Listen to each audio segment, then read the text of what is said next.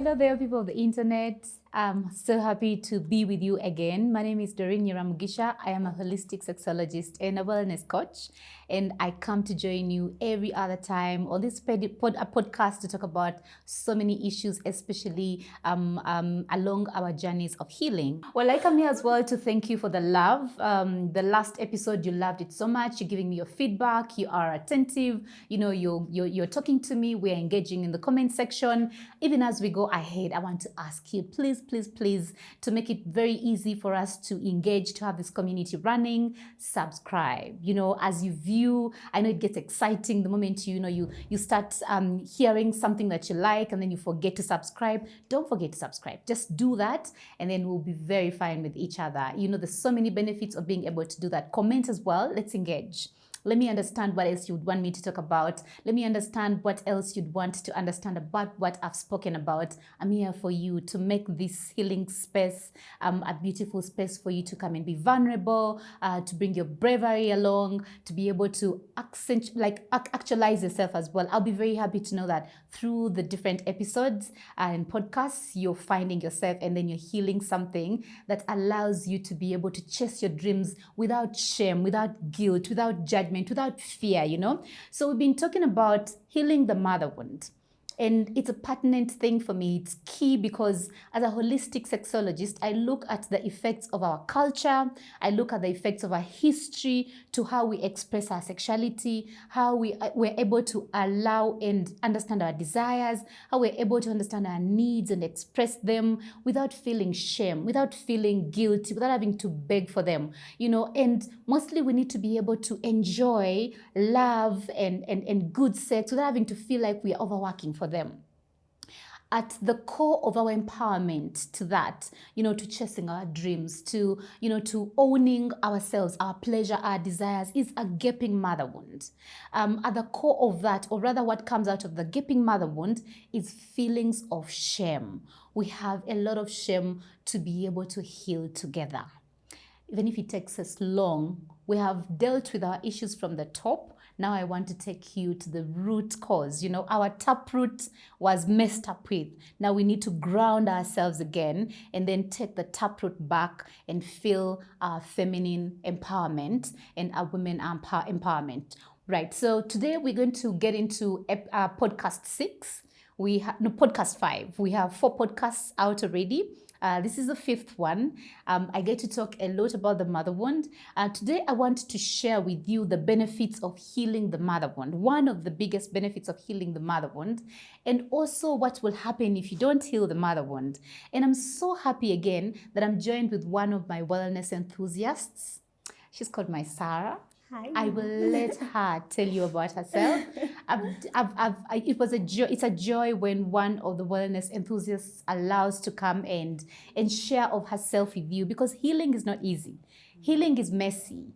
Healing takes a lot of vulnerability. Healing takes a lot of bravery. Healing takes a lot of starting, stopping, going back, going ahead and all that. But when I bring for you those that have walked the journey and they can be able to talk to you about their challenges, their joys, you know, their tools and all that, so that I'm not just telling you, do this, do this, do this, you know. I bring them as women like you who have been able to do the work, and then they get to look beautiful. They get to, you know, to enjoy their work. They get to enjoy their relationships. They get to enjoy their marriages, and then they get to tell you how it happened. So Maisara is one of those wellness enthusiasts whose story really struck me, you know, whose healing I've come to really enjoy, who has made me believe that even as us, we can be able to, with whatever it is that we have, wherever we are, we can be able to start and do something when it comes to healing the mother wound. Because you see, the cost of not healing the mother wound is really huge.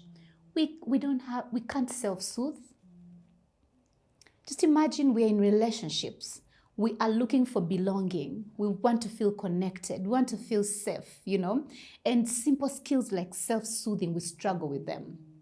You rupture with a friend, and instantly instead of giving them space to be able to deal with their pain, you rupture and you want them to forgive you. You apologize immediately. You want them to connect with you. You want to co-regulate. And then you notice actually it's an adult skill to be able to first self-soothe. Imagine that. That we struggle to self-soothe. And then even when we take our space to deal with the intensity of the rupture, we go away for too far, and then we don't want to talk about it. We don't have the capacity to sit through conflict. You know, we don't know how to set boundaries. Can you imagine? We don't know how to say no. Like, let's deal with this. We can't just read about it and say, set boundaries. I have boundaries in place. Whoa, when the real moment comes for setting the boundaries, people talk about, I felt guilty, I felt uncomfortable, I felt like I was going to be rejected by the same person I love, so I didn't. But do you know what's even worse? People are not able to talk. Like, the words don't come out. Yes. Like, they don't come out. Mature beings are not able to do that. Why wouldn't we deal with this mother wound when we can't set boundaries, really? You know, I was reading on Instagram the other day how I'm going to let you explain yourself, but I'm giving you the preamble of why really we need to talk about the mother wound. And there was a discussion about consent, rape in relationships and marriage, and no. And the question was, when women say no to sex, do they really mean it? Do women know what they want? And men say women don't know what they want. So they cajole them, then they turn them on, eventually they like it. And I'm looking at men who don't understand women's bodies, women's arousal, women's libido. And I'm looking at women who don't understand their arousal and their libido as well. They don't understand their bodies. We are not taught this. You know why? Because this has been shamed for a very long period of time. A conversation about what you feel, your needs, your boundaries has not been there. That mature beings now are discussing, does she want? Does she know what she wants? But the truth is, some women don't know what they want. That's true. And the reality for them is, my husband rapes me. My husband raped me. Because if it's coercion, if I didn't want, you know, if I wake up and your hands are between my thighs and I didn't open them, it almost is going to feel like I need to be able to want. Sex is supposed to be pleasurable. Why does it feel like it's only one-sided, you know? And one, I get to see that a man doesn't understand that her libido is responsive. That in as much as she didn't want in the beginning, she didn't want because there was no arousal. But now that you have aroused her, she's responding. It doesn't mean she doesn't know what she wants. She's responding now. So imagine if she was aroused the rest of the day. If you knew, if you want her to say, oh yes, if you want her body language to be, oh yes, I am ready for this, I want this. What if you knew how to treat her mind? What if you knew how to tap into her heart? What if you knew how to respond, how to communicate with her? You would be arousing her throughout the day. That way she would have desire. Wouldn't it make a difference in relationships? For sure. So if the woman knew herself that my libido is not responsive, rather is responsive, it's not spontaneous like for a man, and then she doesn't want the moments that feel like rape, right? Wouldn't she do something to arouse her body so that, you know, she's easy, you know, to be able to desire, and she also can desire. So wouldn't that take away so much? But do you know why she can't do that? Because sexual energy has been shamed. It's one of the things that is transient. It's something that passes through us. Just imagine you're at work and you cross your legs like this and you feel, you know, it's ovulation day. Tell me about it. In your ovulation window, you know, you're at work, you cross your legs and you feel it. Haven't you caught yourself sucking it in like, oh gosh, my husband is not here. Haven't you caught yourself driving and you're like, it's not about the guy who has passed my legs, my thighs, my clitoris, everything. It's as if the clitoris is talking a different language. Haven't you sucked it in? Have you allowed for that energy to flow through your body? You know why you're sucking it in? Purity culture. The fact that to feel like that was shameful. Yeah. So we have an unconscious button that makes us numb. Now imagine years of numbing that energy.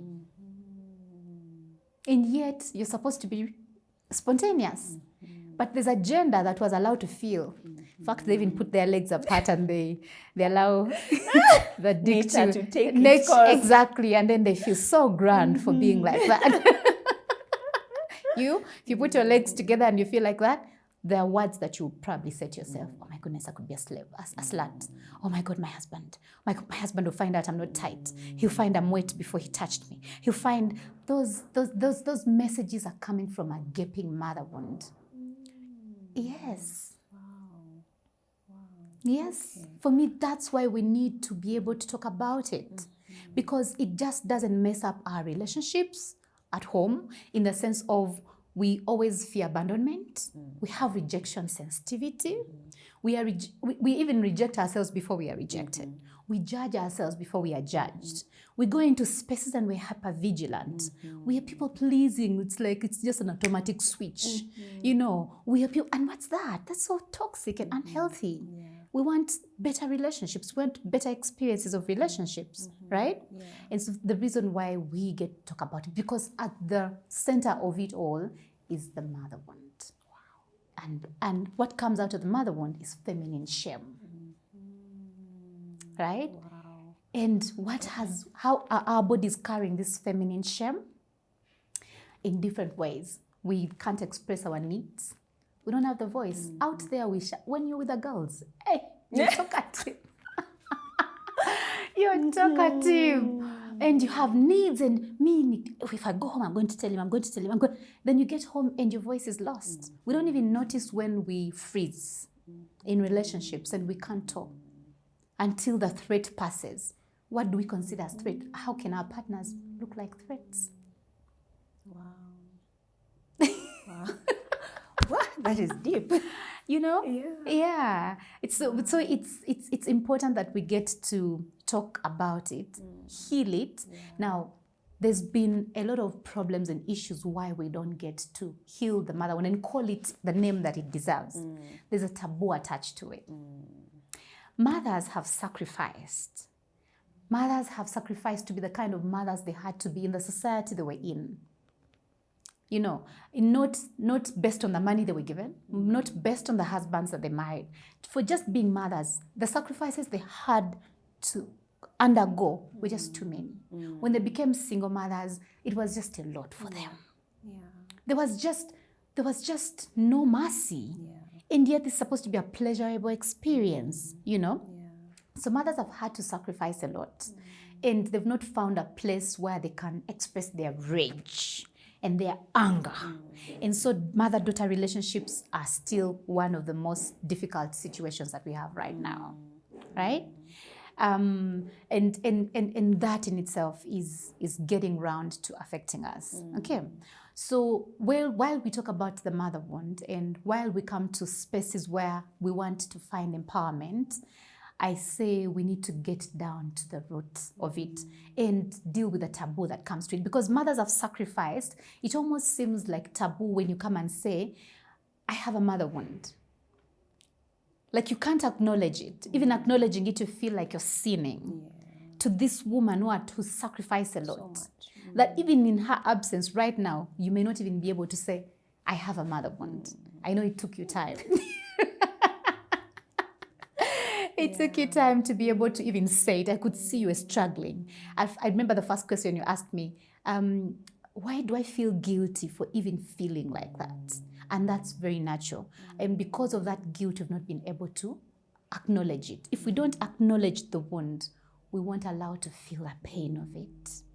So we've come to a place where we want more. We want to go ahead. And yet we need to be able to deal with the emotions that have come with the mother wound, the anger.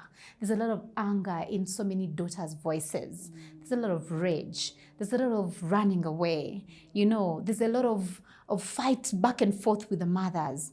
So I feel if we heal ourselves, we will also help to heal our mothers, or to help them find a way they can heal themselves. And we at least reduce the pain of having to come together and say, you know, you married that man and you raised us in this place, but you know that place had uncles who used to rape us and all that. Like, we can talk about it without you having to make it about you, without you having to make me feel guilty for talking about it, without you having to think I'm judging you for not having been a good mother. Without, you know, we need a space where we can go back to our mothers and we talk about this pain so that we can process it.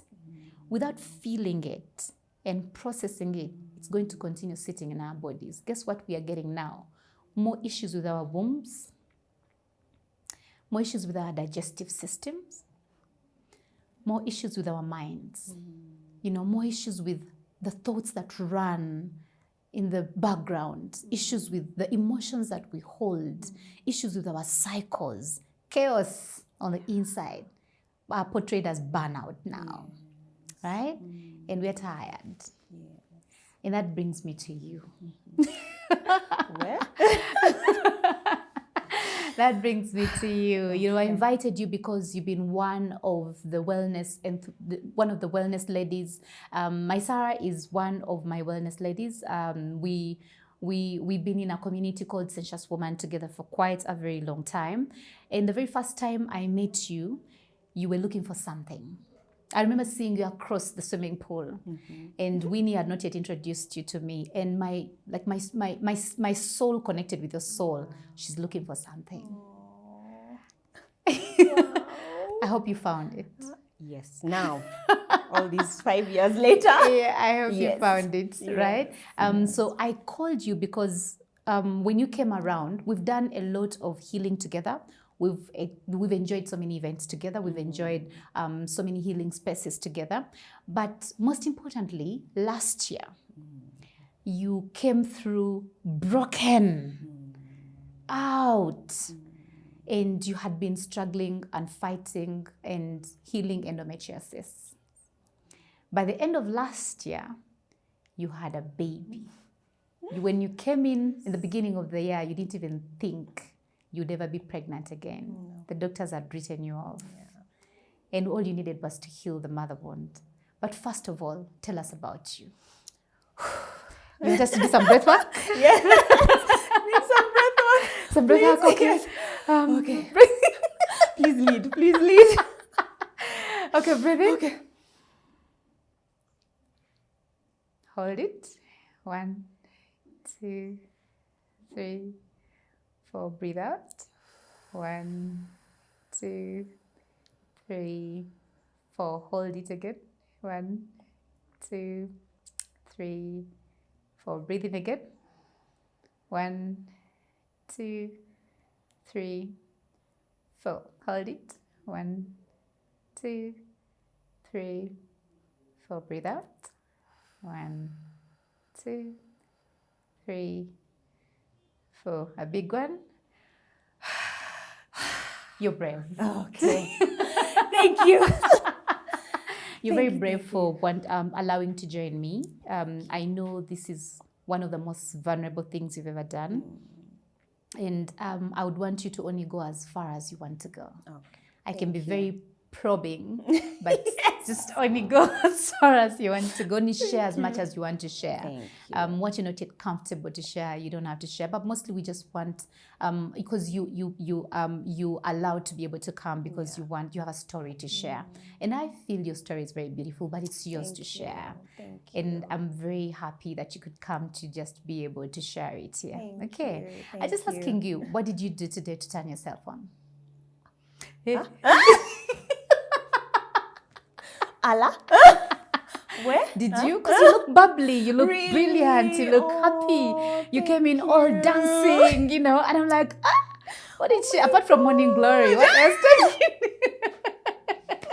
Imagine, I think it's just the healing. You look amazing. Thank you. You were like 3 sizes down last time. Yeah, I'm seeing you today and you're all full and beautiful. Healing is making you look so good. Thank you. I really really appreciate So that. good. Thank you. And I Really. feel good because it's one thing for someone to say it, Yeah. but you don't believe it. Yeah. But I do. Thank you. Oh, you do. Thank So you. tell us about Maisara.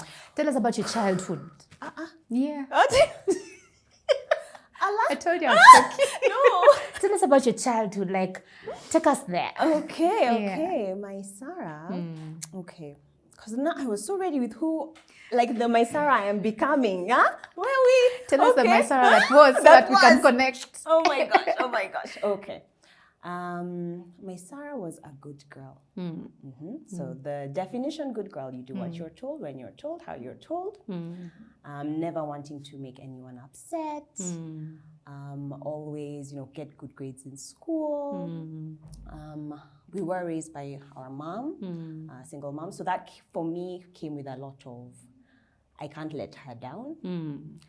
I have to be the poster child for single parent households to show that we can get good grades in school. You will finish school because, there's all the stigma of, she'll just get pregnant, here and there. So for me, I felt I had to do well in school. I had to do all the subjects that were, the hardest. I had to prove that, I can excel at everything I do. Not make any mistakes, things like that. So that was me. But it's interesting how you mentioned about the digestive issues and womb issues. Because only recently that I remembered in high school, I actually really suffered from hyperacidity. And I actually had an appendectomy. Like my appendix was popping. And thinking back to it, like when you usually say the body never forgets, the body keeps the score, that I think it was all that, but I did not know it then. But I just thought to the point, and I felt guilty for being sick because I'm inconveniencing everybody. Like I'm inconveniencing people. Now, why am I sick? I'm so sorry. So always over apologizing, always over thanking, So I think there was a lot of that. So move on from that, and of course always having painful periods. Like my period was really painful, but you're just told, okay, maybe that's just how it is. But of course as I got older, it's like, okay, this is not improving. Go see the doctors. Then they think, okay, maybe it's endometriosis because of the symptoms. With endometriosis, you can't really definitively diagnose it until you do like a laparoscopy, So it's just, okay, here's medication. There was one time I was on injections, like I would have to get an injection. So you found out month. you had endo at what age? I've had painful periods for a very long time, But when they started talking about endometriosis, I think now was when I was in finishing campus, that's when now they were putting the name to it. But of course, sort of like maybe it could be this, it could be anything, but because with endo, you have to have the surgery for it to be confirmed, So it's just, they're listening to the symptoms, but I was just in a lot of pain. So then now there's been a time I would get like monthly injections. I was working in Qatar. I went with my injections. When I went there, they said, we can't inject you. So I'm like, I'm going to be with this pain until I go back to Nairobi, like seriously. But then it's okay, when you have a baby, you get married, you have a baby, you'll be fine. So okay. But there's no what? And on top of that, the baby, I'll be with the baby for the rest of my life. I can't have it as a means to the endometriosis, So I'm like, okay. But okay, just medicine. So every month I was on medication. And then it was really bad, but okay, medication. And then I got married. Miraculously, you got pregnant. I got pregnant. We were so grateful because, of course, with endo, there is the side of not being able to have children. So we were really happy. We had our baby. Okay. Then now life continues. So I was told when you have the baby, that was my understanding. It will go. That it will go. It's as if you push it out. Yes. Like that's it. I finish. think even when your placenta was coming out, you're like, goodbye, there goes the endo. There it goes. Bye-bye. Finally, no more pain. No more pain. Oh. And I was okay for 2 years. And then I was in pain. More pain than I had been before I had the baby. And it was really bad. It was really bad. I remember I used to be in pain 3 weeks out of 4 in a month. I used to be on the floor. My nanny used to come and lift me off the floor, trying to feed me.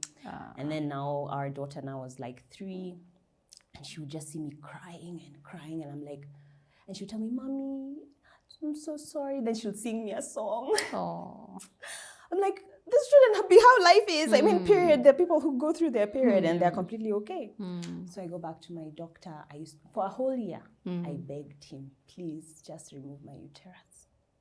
For a whole year? A whole year. Every you were month, done with that pain. When I was going for the medication, I'm like, please, I am begging you, just let me have a hysterectomy. Just remove it, all of it. He's like, no, Maisara, you're very young. You'll have another baby. I said,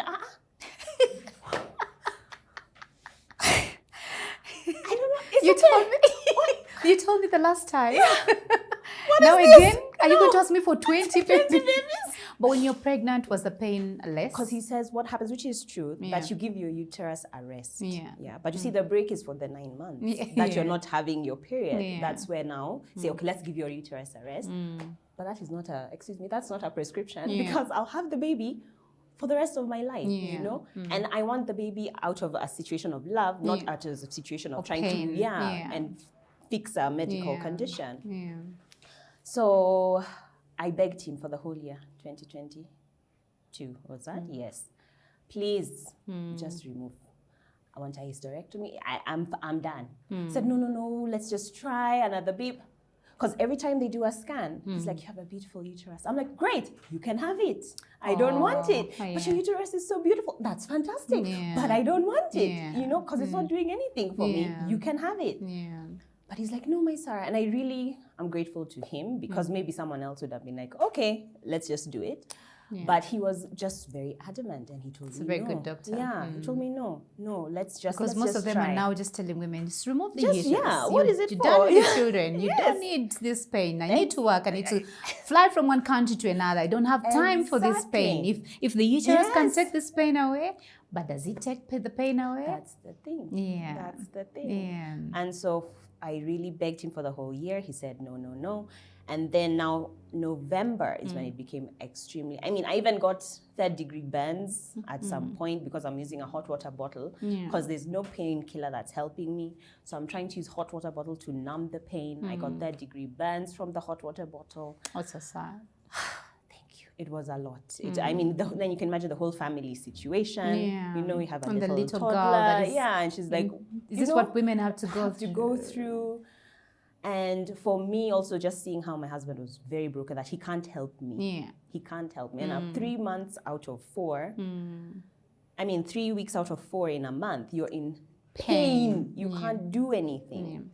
So, so I begged and begged. I was told, no, let's try. So November is when now it became excruciating. That's 2022. 2022, yes. Absolutely excruciating. And now I could not function at all. So then they did an MRI again. Everything is fine. There's nothing wrong. Uterus. Beautiful uterus. Yeah, have a baby. Have a baby. You're like, all of you, what are you smoking? You need to stop.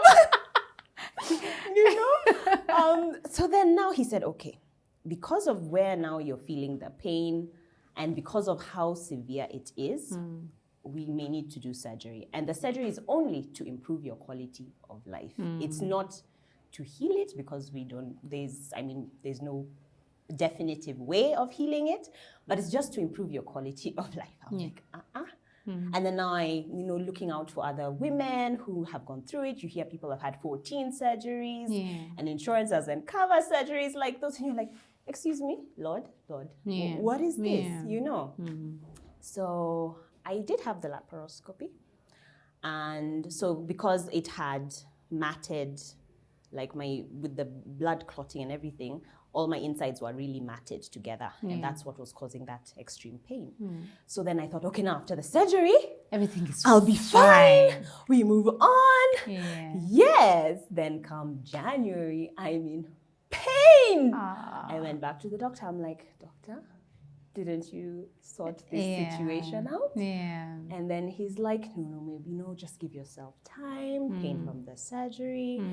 And then I think I was just also just in a mess. I was just in a mess. Like, what is this? I thought I'm moving forward, but we're not. What's going on? Yeah. And then now, of course, my darling friend Winnie, you need to talk to Doreen. You need to talk to Doreen. No, you need to talk to Doreen. Yeah. So I'm like, okay, fine, I'll call Doreen because maybe she can just give me some ashwagandha and some guava tea, But you're and I'll thinking be the fine. amount of pain you're going through, and then what Doreen can do. What can Doreen like, do? really, what is she going to do to change this? Yeah. It's been so many years. Yes. Yeah. So I'm like, okay. So for me, as far as I was concerned, I was just coming for you for some ashwagandha, some guava tea, but no, Doreen does not roll like that. Huh? I was like soul searching. What is this? That's not why I came here. Just tell me what thieves oil or whatever it is. Some steaming herbs. Yes. Hello. So yeah, then now I just had my first call with you, and you were just like, come for the vision board. Yeah. Vision board? Yeah. Hello? Excuse me? What's going on? Okay. And you were so generous. And that's something I'll never forget. You just said, just come. I will sponsor you. Come for the vision board party meeting. Just come. So I said, okay. And I think I was at a point, because I had had dreadlocks for 12 years. Yeah. I cut off those dreadlocks. I remember that. Yeah? Yeah. And I was just like, and everyone's like, but you can sell them. I threw them in the dustbin. I was just done. And it was later that my sister actually told me that hair holds emotion. Yeah. So I think even just without realizing it, my whole self was just like, we are finished. We're starting on a fresh slate. Yeah. We're not even selling these dreads well because they are not going to give They're these holding some emotions to somebody. I don't want to be responsible for the people having emotional imbalance. Yeah. Yes. Let's just start afresh. Yeah. Yeah, and then I came. And I remember you came and then you're the biggest artist of the day, and then you had, you're all looking good. But I spoke to this girl and she was broken. You have a way of wearing a different countenance on the outside when inside, your soul is, like burning and all that. And then you came. What happened to you? Is it at a vision board when it all started for you that I think I have deeper emotional wounds to heal? I think it was a bit later, And then I think also what gave me the courage is that, yes, we've come for vision board and meeting the other ladies, but also seeing that the other ladies, as much as we're here for the vision boarding, we're actually coming with a lot of our, and like our wounds. Yeah. I think that was also then I felt, okay, this is a safe space, Okay.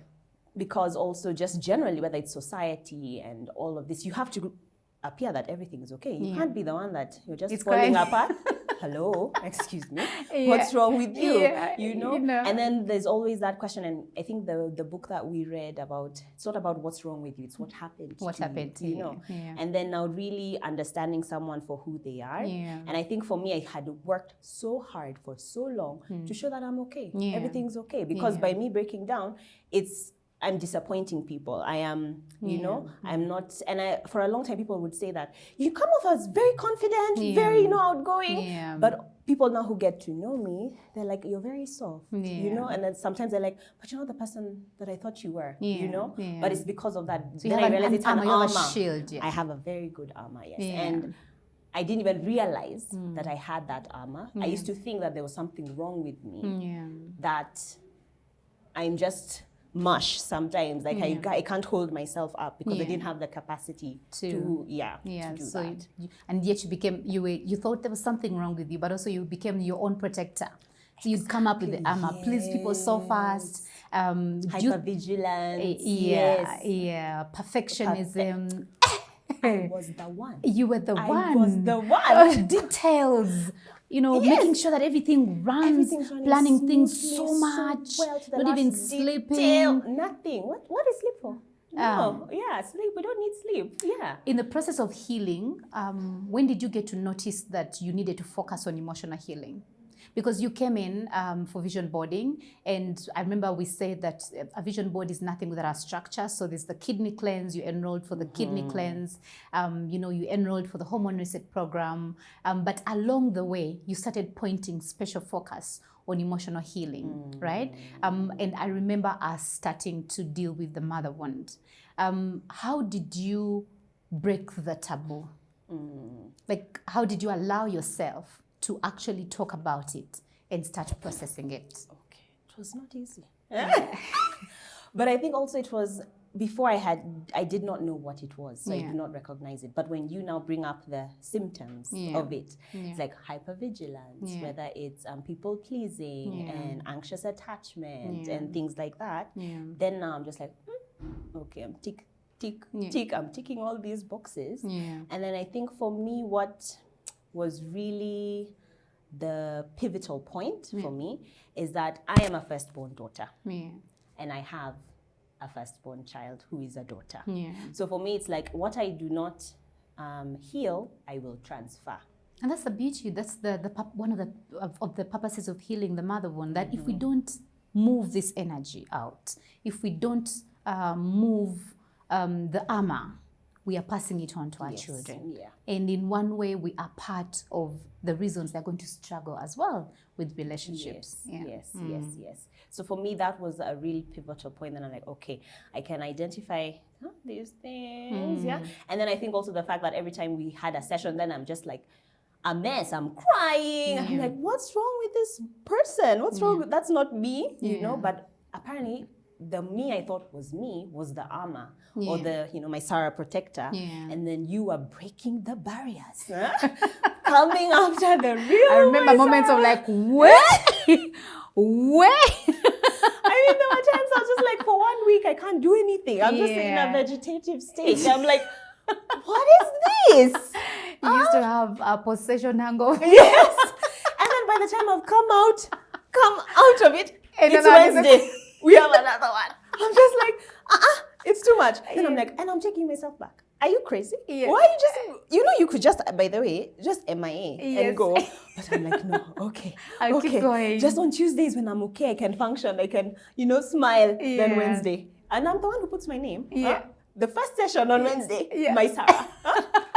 That is all insanity, but it helped me. Because I think I saw what it was doing. It was breaking all these barriers that I had within me that I didn't even know were there, you know, and getting to that vulnerable little Maisara and bringing her out because she had to be so strong for everybody and for herself that now this was a safe space that, imagine it's okay if you're not okay, you know. I don't think that she had experienced that before. When did you meet the little Maisara? The little Maisara. Because I like how you're bringing out the aspect that you could recognize there's somebody that needs saving on the inside. The person I've been thinking I am has just been a shield, has just been a survival personality that I created, but somebody is hungering to come out. You know, we have a yearning to allow our femininity to come out, to allow ourselves to come out. And that yearning at some point cannot be contained or controlled, right? So do you have a moment when you think you saw her, like you felt her coming out? I think, I'm sure if I think about it a lot, I'll be able to identify the exact spot. But I think how she started coming out very subtly, and it came like, I could spend hours and hours just listening to music and coloring. You know, I'm supposed to be a 30-something-year-old woman who is supposed to be, you know, getting life together, but I'm here spending hours just coloring and drawing and coloring. So I think that's when she was actually now feeling, now she can come out. Because I would draw and color when I was younger, but you know, it's the sort of thing that you have to be serious. This is just something you do on the side. It's not, I mean, you have the physics, the chemistry. You can't be doodling, you know, be serious in life.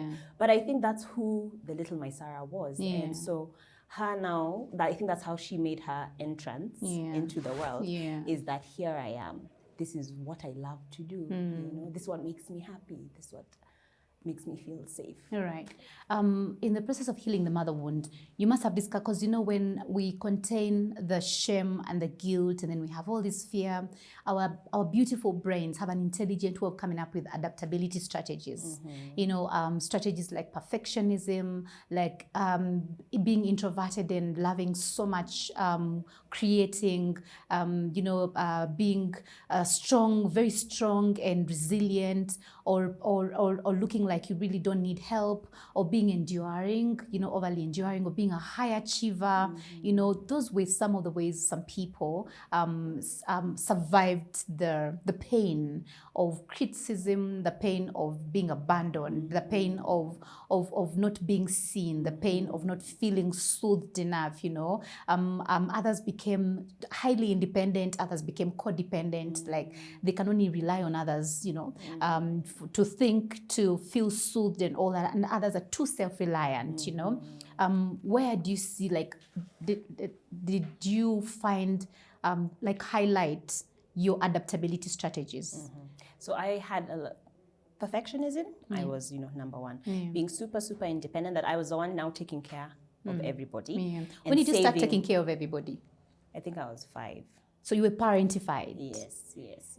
How did it feel carrying the responsibility of having to take care of everybody? Did you ever feel like you need to even take care of your mother?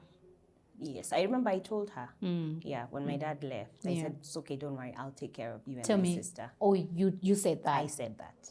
The day your dad left? Yes. Yeah. Yeah. Instantly you took it upon yourself and told yourself, here, I'm the next dad. Yes. That's so sad for a little child. You stopped being a child instantly, became an adult. You couldn't allow to even play or to even have needs. Everyone's needs became more important than yours. You were hyper vigilant about people needing and being fine and being comfortable. Yes. And you did that when you were young. Yeah.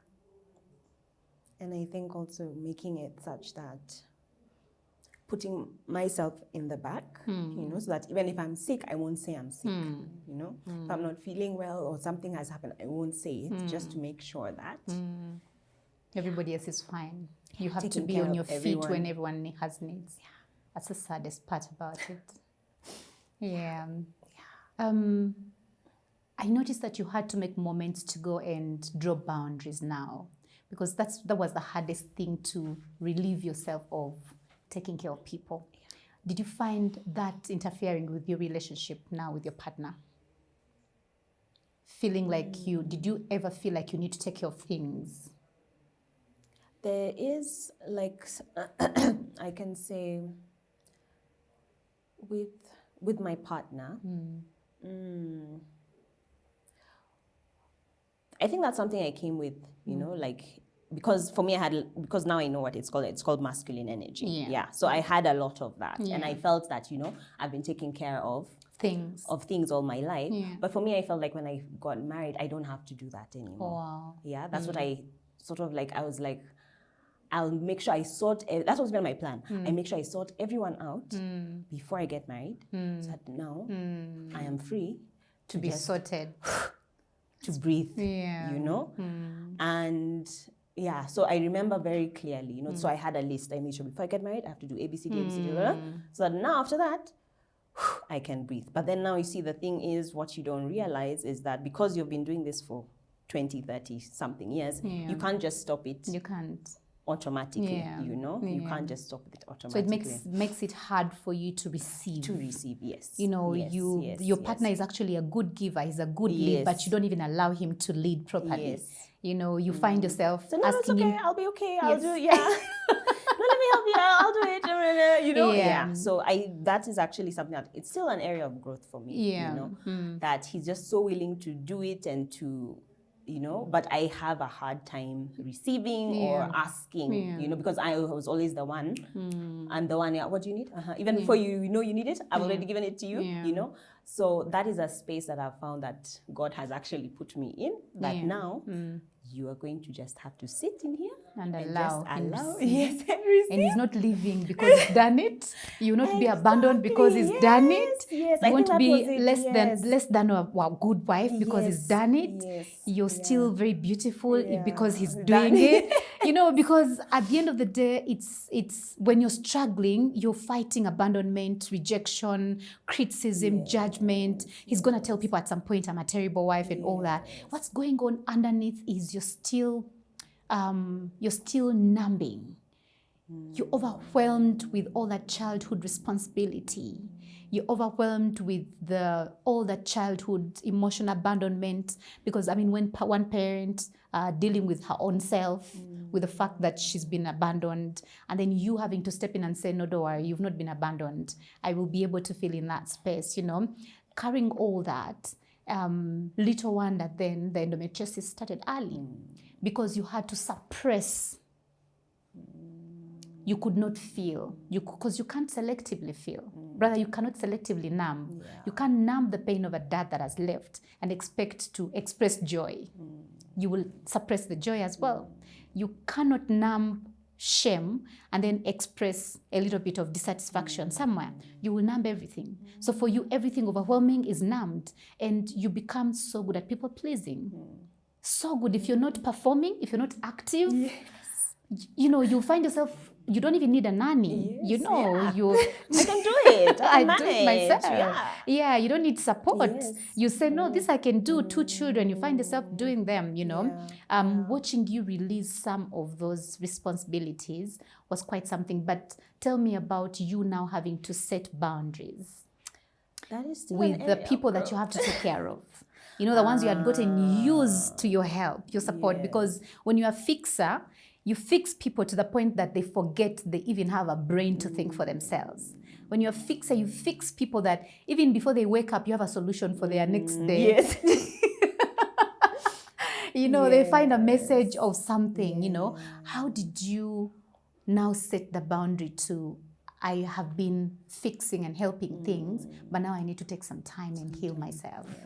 I think it's still an ongoing journey, you know. Like my friend Winnie reminds me, remember you've been doing this for 30 years, right? You've become an expert. So it won't be finished overnight.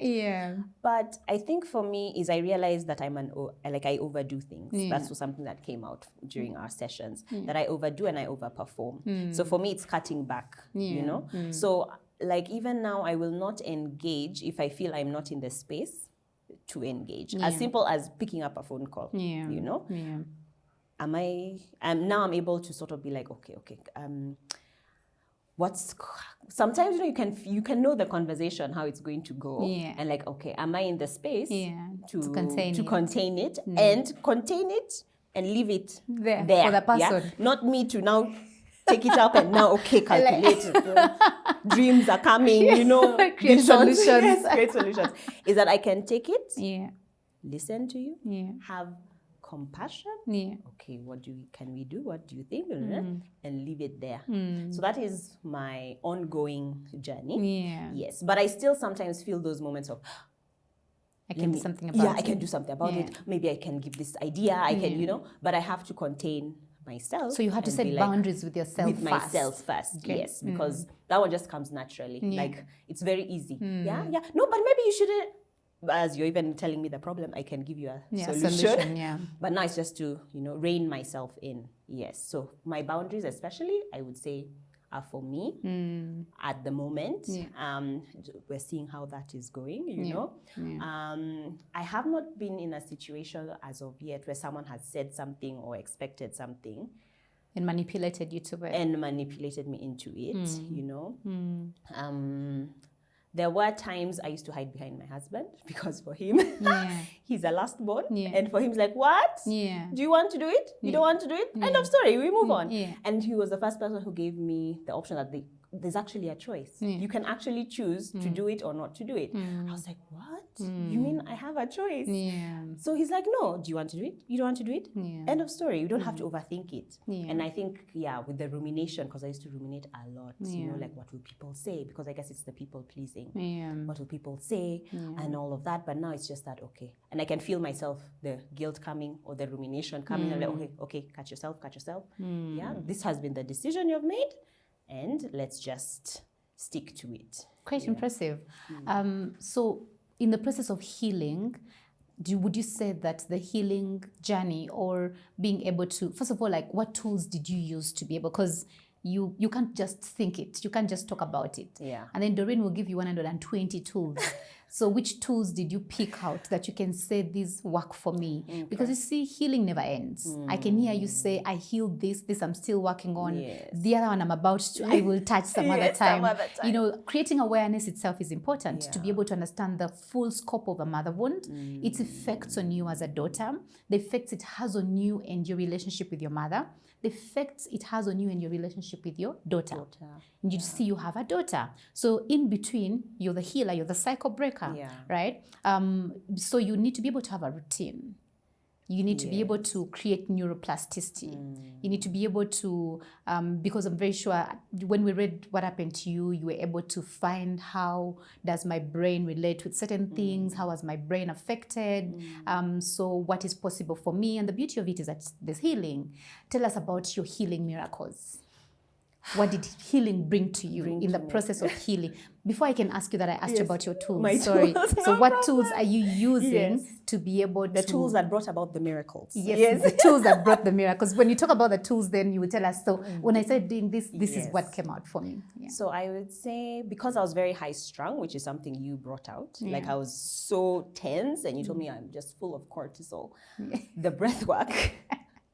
So I had to do breath work, you know, like seriously dedicated every morning, to the point that even my daughter now, she knew, now we're doing breath work, so it was breath work for me, the morning meditation and the yoga, you know, and just this lying on the grass for me was very big.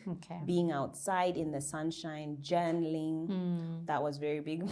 My husband always makes jokes like, hey, you have written many books. Because like this one has finished, and just finds me there like, what? All these books. So really, and I didn't realize that I had all that inside, because for me, my coping mechanism was being busy, you know? So I was very busy. If I was not busy, that was meant I was lazy. You know, I had things to do. There are things to be done. If you're just, there's nothing to do, but you'll find something. But also you're busy because any space is going to make some emotions come about. And you don't know how to deal with them. That you don't even have time to acknowledge them because they are a lot, and they're a lot. So you get busy, you distract yourself. So you don't have to be able to. That makes a lot of sense. So I was an expert at numbing. Through this, I had a PhD. Of doing that. But it's very interesting. How did you turn that into something positive? Because you see, that's an adaptability strategy. We see that a lot with artists as well. People become very creative as a clever, a nice way, a positive way of distracting, but then you can go the negative way. You know, it can, because if you distract for too long, you're not processing. Because to heal the wound, you need to be able to feel. Right? When did you feel so that you can turn this writing, because this writing has led to something big, the journaling, you know, the mindfulness has brought out something. When did you get to notice that now you're writing and you're coloring, it's not making you escape, it's in fact helping you process? I think it was also like in March of last year, after one of our sessions. I don't know, I was just in a vegetative state for 1 week, you know, and I just crying. And then now listening to the music, and then it's like, what is this one thing, you know?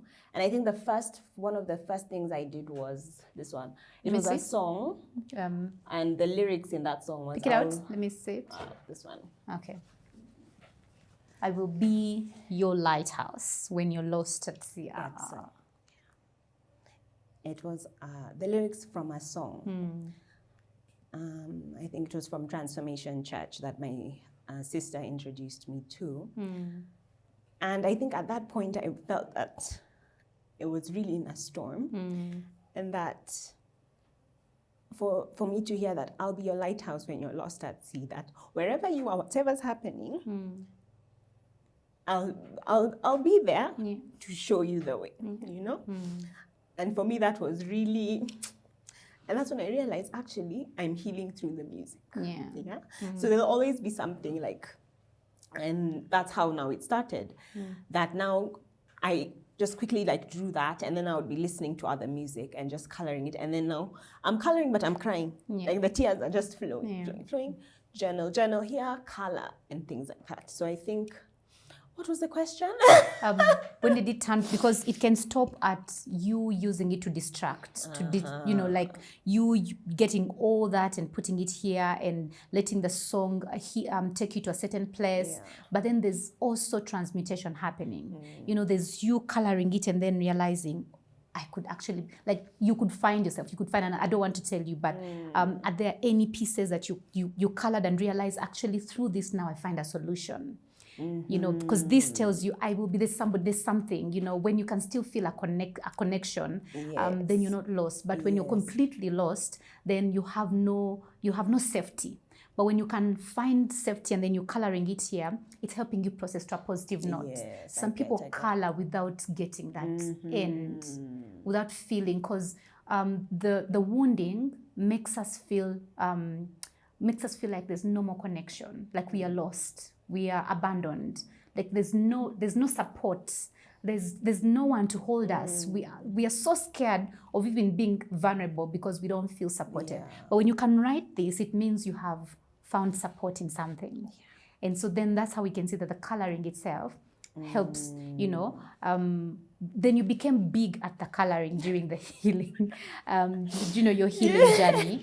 Did you turn this into a business? Do you color them for yourself? Do you sell them? Do you do this with the children? So how did you translate? How did you transform yourself through this? So on the question about like the one that you had asked me, now that I got myself, it was also finding what were the good things about me. What was I looking for? So it was like goodness, like I have that in me. It was kindness, so things like that now, what am I looking for? I'm looking for peace. In this moment, I need hope. Then now maybe I listen to a podcast or something, then something stands out for me, like rise and maintain. So you, with all the healing, you get to another place, a higher point in your healing, then now maintain there. When you're able to, continue now to the next point. So there were certain things that kept coming up. And like, I'm looking for peace. Okay, now, this week, I just need peace. So I'm coloring peace.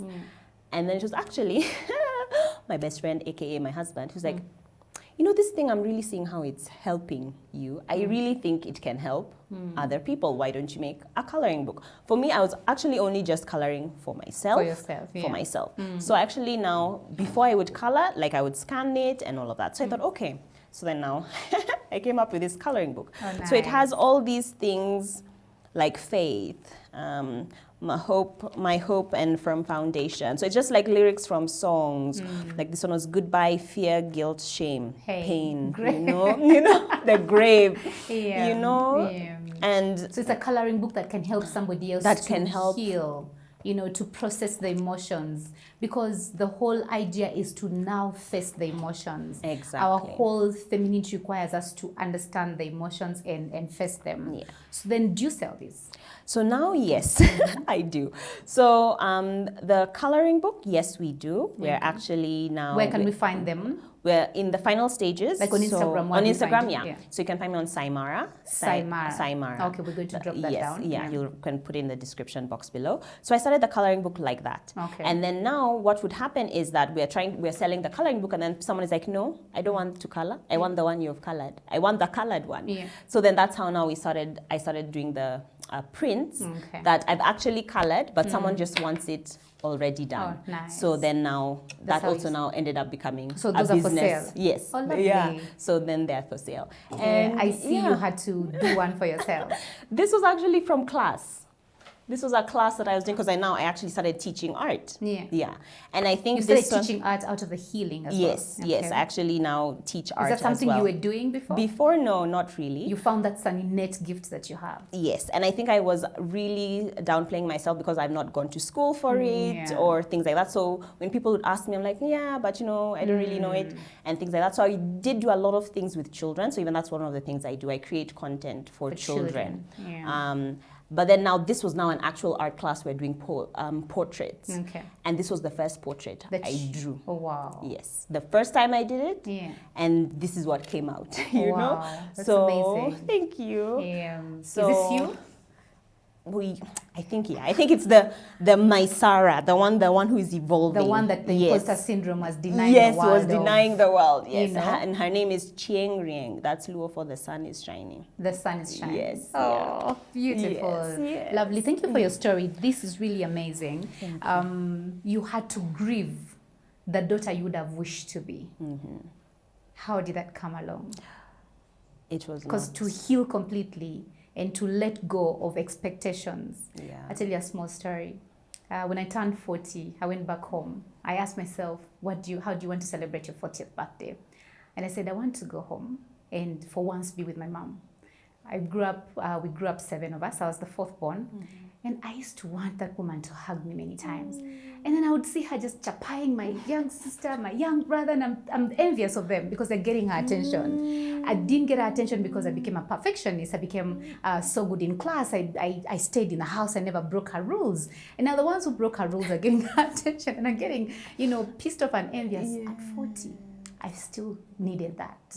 I said, I want to go home and live with my mom alone because now she's alone. I spent with her 1 whole month alone. Wow. You have no idea how that brought me a lot of healing. And it was the first time my mom was making me cake and singing happy birthday to me. First time, But also while we're dealing with that, I realized that I used to have issues with how I see my beauty. No matter how much anyone told me I was beautiful, I kept on wishing it's my mom who told me I was beautiful. Wow. And then my mom is an A. She sees the negative before she sees the positive.